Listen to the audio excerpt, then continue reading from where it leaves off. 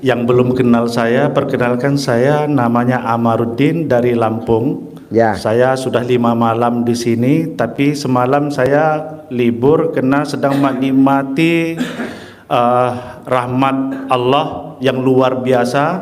Saya terima setelah di sini testimoni Pak Haji ya. Ya.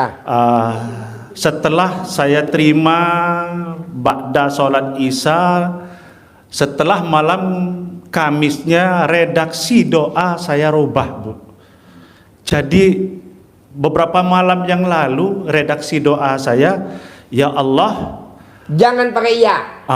Itu terima salah. kasih Allah. Nah, itu. Ya, iya-nya nggak boleh. Salah satunya kalau itu. Iya-nya jatuh. Jadi cut. Iya, betul.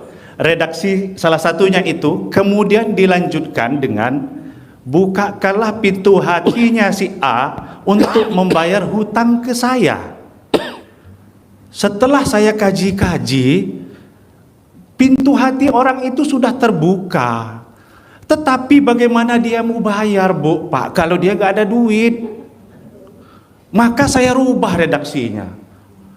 Allah, makmurkan dia, kayakan dia, sehatkan dia, angkat derajatnya setinggi-tingginya, pangkatnya, sehatkan, kuatkan, dan ingatkan dia bahwa dia itu punya hutang ke saya.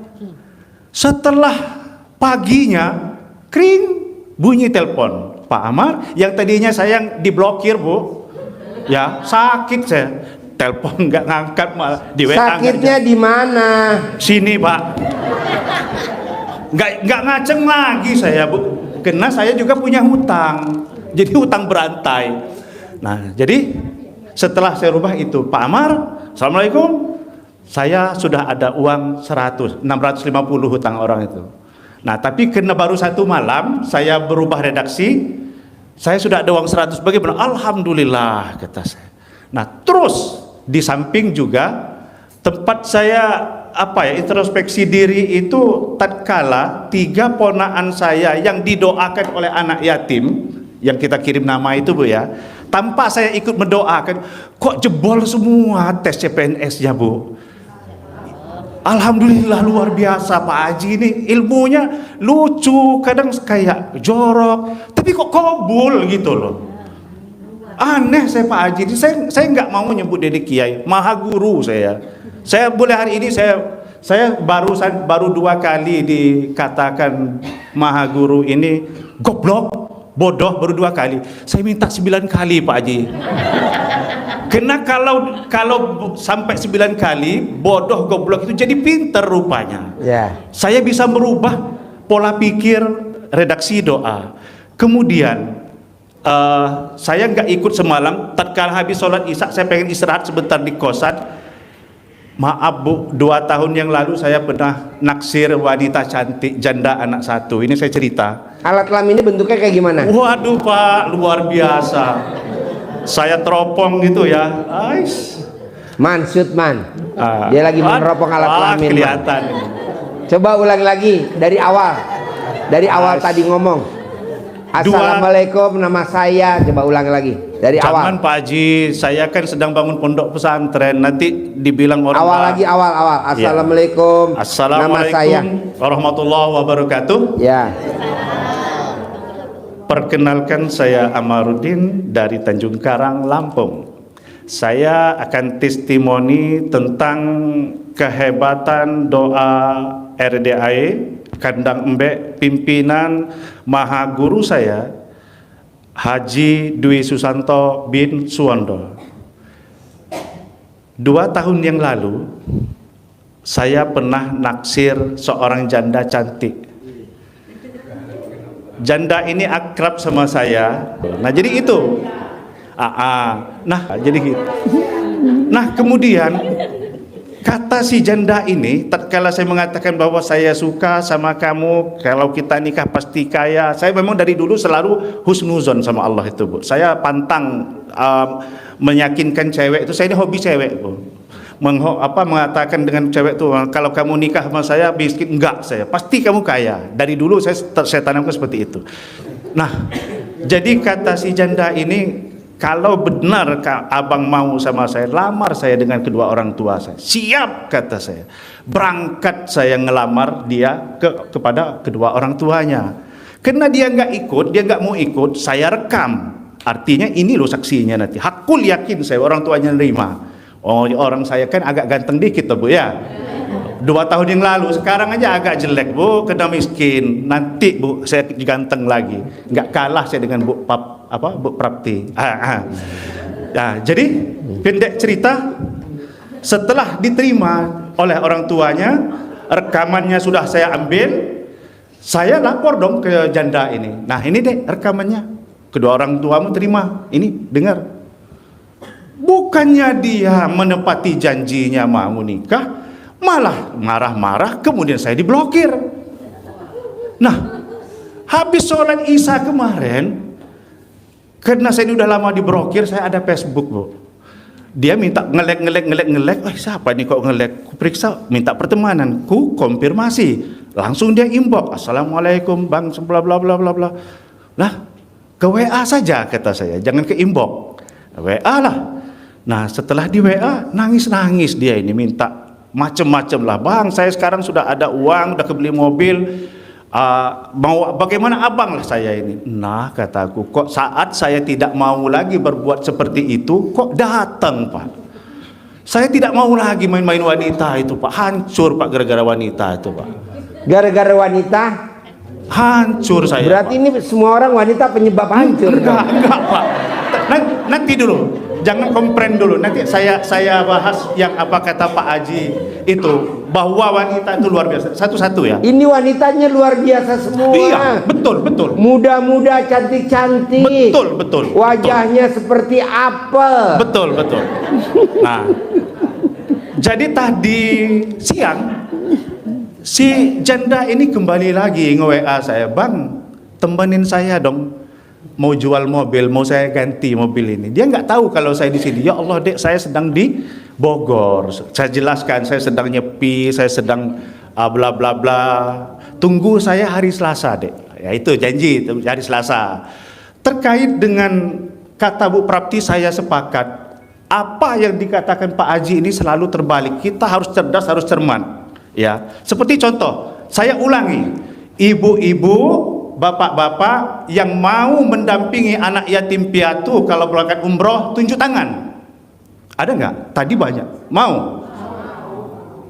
Mau? Tadi mayoritas mau semua. Mau? Anda salah.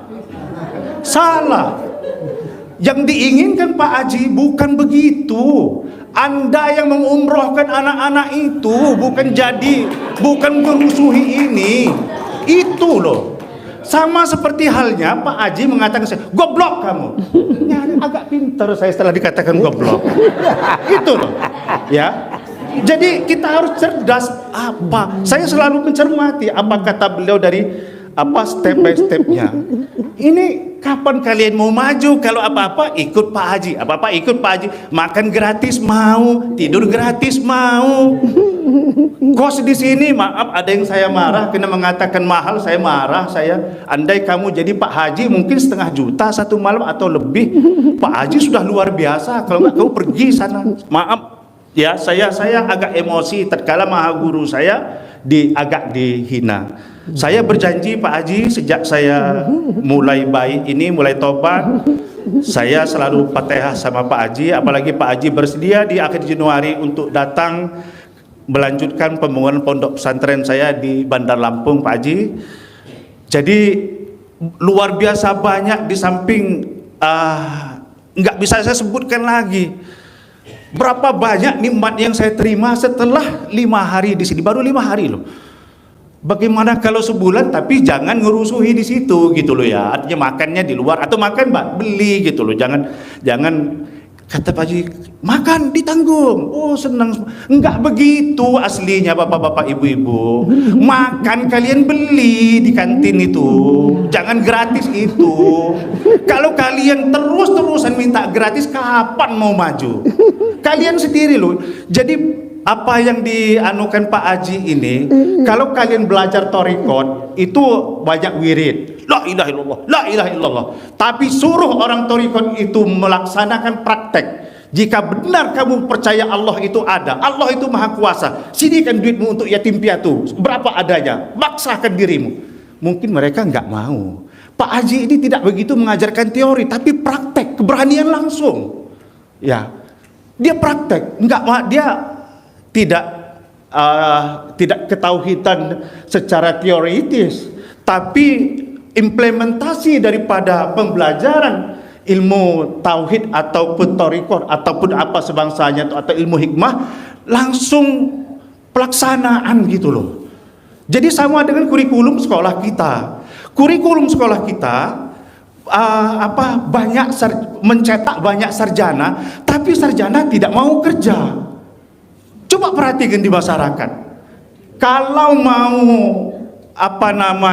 membuat anak kita pengangguran, Bapak Ibu, ya, kuliahkanlah dia.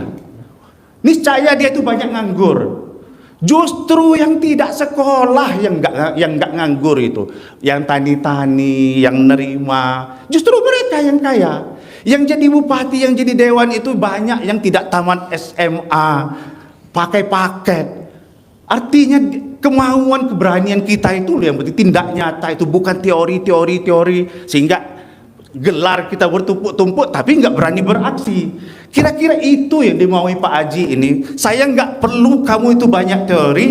Kalau praktekmu nol, tidak berani berkorban untuk anak yatim, tidak berani sholat berjamaah, tidak berani datang lebih awal di masjid, nol, kamu letoy doamu itu, tidak akan kabul, lama.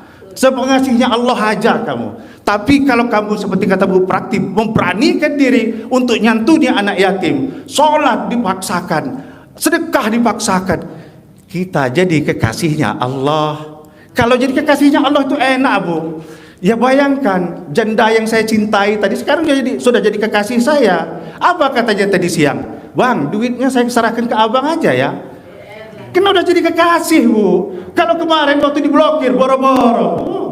Nah, jadi kira-kira seperti itulah gambarnya. Mohon maaf ini agak keras sedikit, saya bukan ceramah. Terutama saya saking bahagianya, saya minta Pak Haji kurang 7 kali mengatakan saya bodoh atau tolol, tolong ucapkan itu baik di hati ataupun langsung, supaya bodoh dan tolol ini segera pergi. Kenapa Pak Haji ini selalu kebalik?